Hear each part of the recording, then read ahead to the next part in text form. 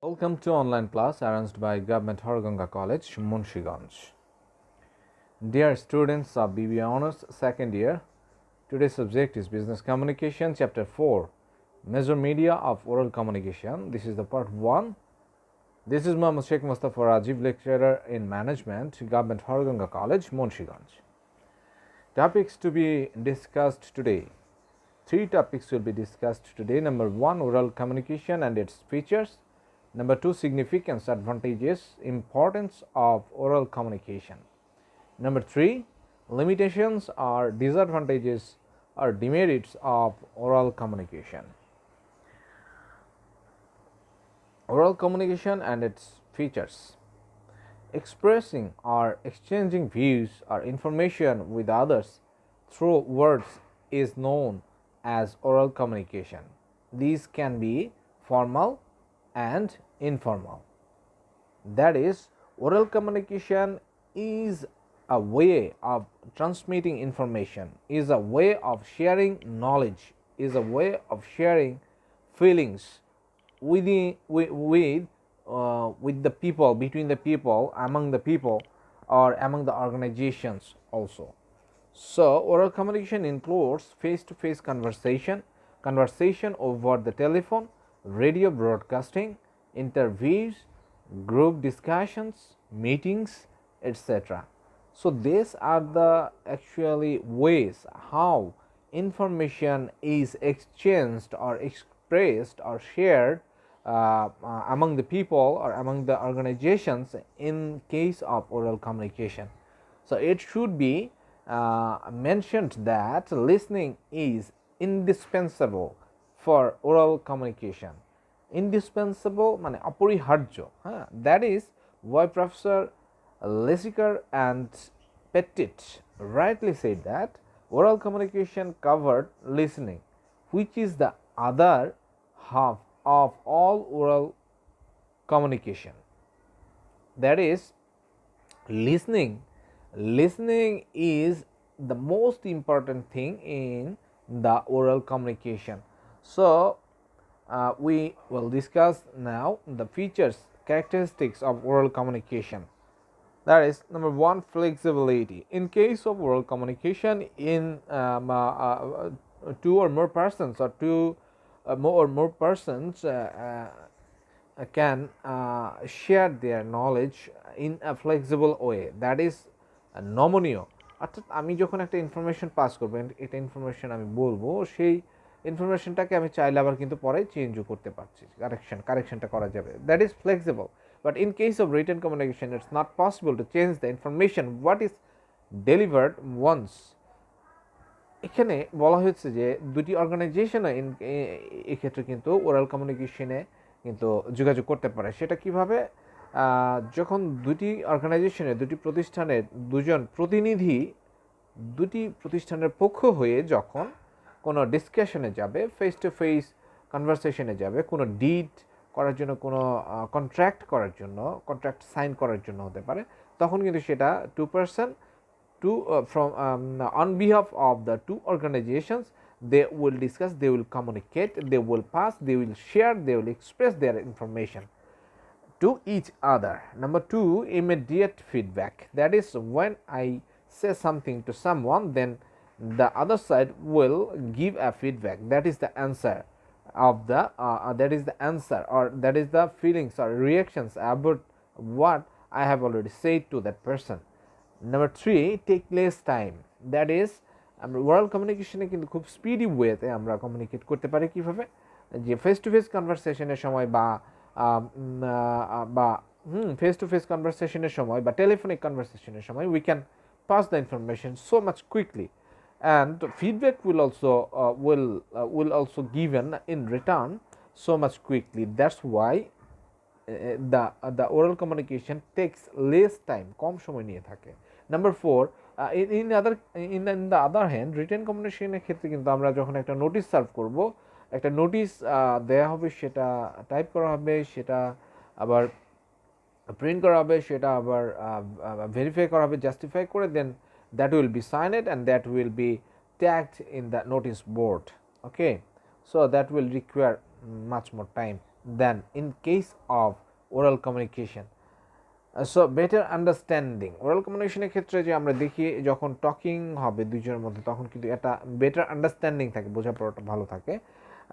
Number 5, opportunity for correction, there is an opportunity for correction, যেটা একটু আগে বললাম আমি, যে একটা সুযোগ থাকে কারেকশন করার, যে একটা কথা বলা হয়েছে সেটা আবার শুদ্ধ করে সুন্দরভাবে আবার বলা যেতে পারে, এটা একটা অপরচুনিটি থেকে যায়।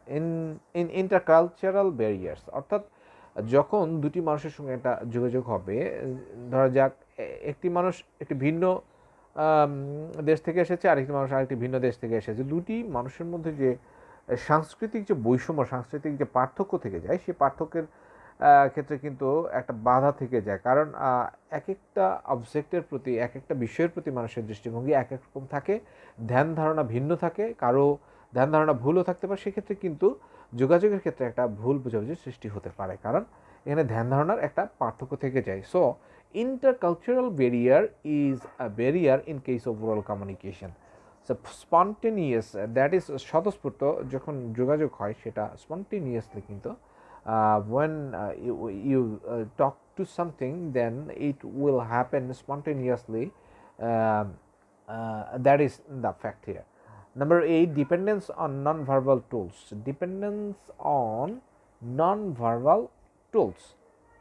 ওরাল কমিউনিকেশনের ক্ষেত্রে যখন আমি একটা সাইন সিম্বল, ওকে ওকে ঠিক আছে, বা ইটস পারফেক্ট, এই ধরনের আমি কিন্তু, বা waving my hands, hello, this are the things we can use in case of oral communication. So একটা নির্ভরশীলতা থেকে যায় নন ভার্বাল যে টুলসগুলো আছে, নন ভার্বাল বলতে আমরা বুঝি কি, যেগুলো হচ্ছে শব্দ ব্যতীত যে সমস্ত যোগাযোগের মাধ্যম আছে, জেস্চার, পশ্চার, আমি এই যে হ্যাঁ ইনডিফারেন্ট একটা সাইন দিলাম, that is also gesture, the non verbal tool.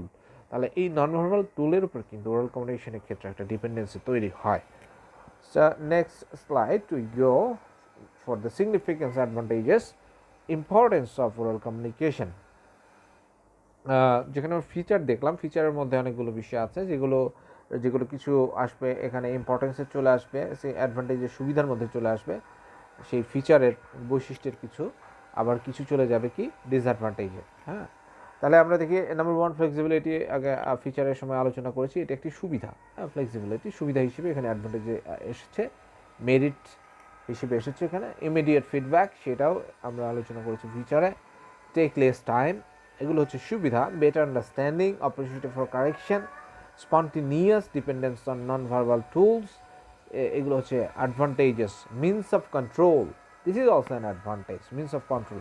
when you uh, when you communicate directly or face to face with the employees, with the subordinates of your organization, then you can also control by using the oral communication. You can control the audience,